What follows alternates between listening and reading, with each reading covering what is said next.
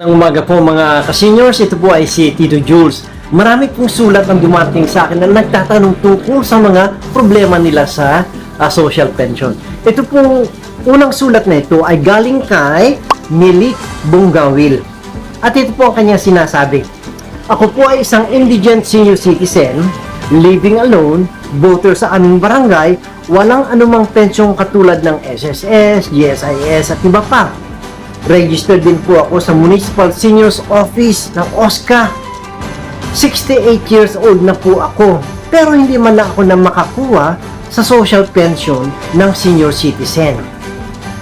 Ano po talaga ang requirements ng isang senior para maka-avail ng pensyon?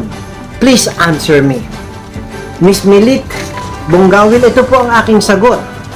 Kung ang pagbabasihan po ay ang inyong sinabi, sa aking palagay po dapat kayo ay mapasama o makonsidera sa mga tumatanggap ng social pension.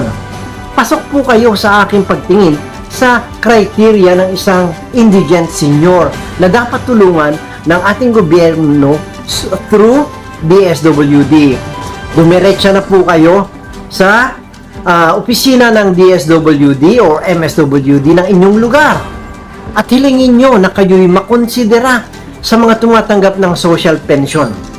Baka po may validation na gagawin, so ibabalidate po kayo. Humingi na rin po kayo ng tulong pinansyal o pagkain through AIX. Yun po yung Assistance to Individual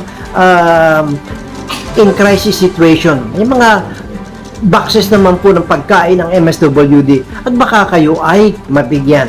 So nawa po itong aking suggestion na ito ay makatulong sa inyo, Miss Milit Bunggawil. Ito po si Tito Jules.